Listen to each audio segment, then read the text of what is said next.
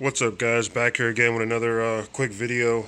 I just want to show you guys a new tank that I've had set up for a while now. This is a 16-gallon Aqueon Bowfront tank.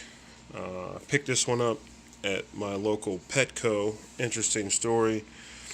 It had been sitting on the shelf for a while, as long as I can remember. So I just went in and asked what the availability of the tank was. Are they just selling a floor model? How many they had left? What the price was?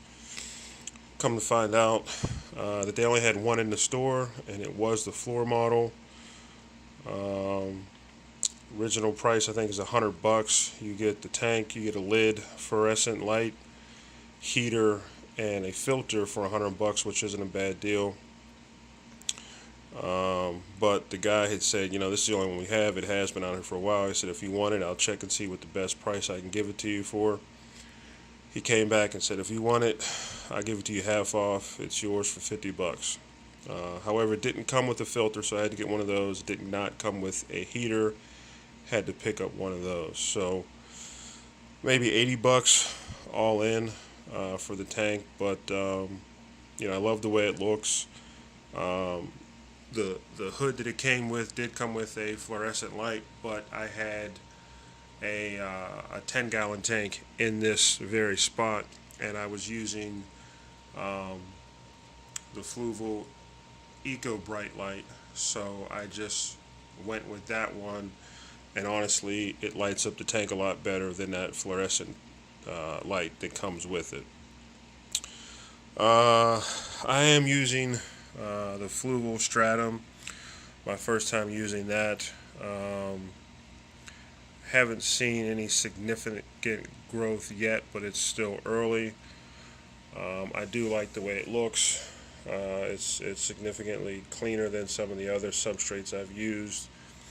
These rocks and this piece of driftwood I found in my local pet store, which I absolutely love. The rocks, kind of maybe a little similar to dragonstone, if you will. As far as plants, I've got some bacopa or moneywort down here in the front, along with a couple crypts. There's some there, and there's some there. They're still in the early stages. Got some java fern in and around different parts of the tank. I've even super glued some moss to this rock and then to the inside of the driftwood. Back here I've got a Nubius plant, and right here I've got a Amazon sword. As far as the fish, and I've got some green tiger barbs that are in there. I've got a few of those. I've got some Serpe tetras, the red ones, that black phantom tetra, and this gold barb over there I've had for over a year now. And I've had them in different tanks, and they have withstood the test of time, and I'm happy with that. You might be thinking that my tank is overstocked, and I'll be the first to admit it is.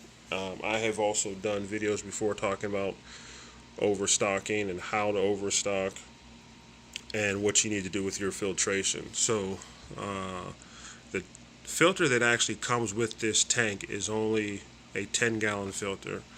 I'm using a 20-gallon filter. So my gallons per hour is a lot higher than what it would be if I just used the filter that came with it. That's the first thing. I'm also running a sponge filter over there to help with the filtration. In my filter, I have about 4 different sponges to house probably 4 times more beneficial bacteria, which will help with combating waste and things like that, which will allow me to stock more fish in this particular tank. Not only that, but I do water changes weekly. So those are just some of the things you could do, if you want to add more fish, or there's a recommended fish quantity per tank size, and you want to, add some more fish, you may have to just, up and revamp your filtration. But all in all, this is just a new look at the tank. One thing I will say is the water stayed cloudy for a while. It's about 95% where I want it. It's still probably after another water change, it'll be crystal clear where I want it to be. But you know, there was I guess they call it new tank syndrome, that a tank will go through trying to establish itself, trying to establish the necessary bacteria in order to house fish and plants and so on and so forth.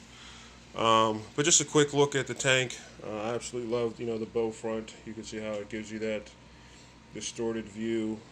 The tank itself looks a lot bigger than what it is. The location, it really lights up my living room. So I'm nothing but happy about having this tank. So any questions or comments, leave them down below. And as always, I'll talk to you guys down the road. Bye.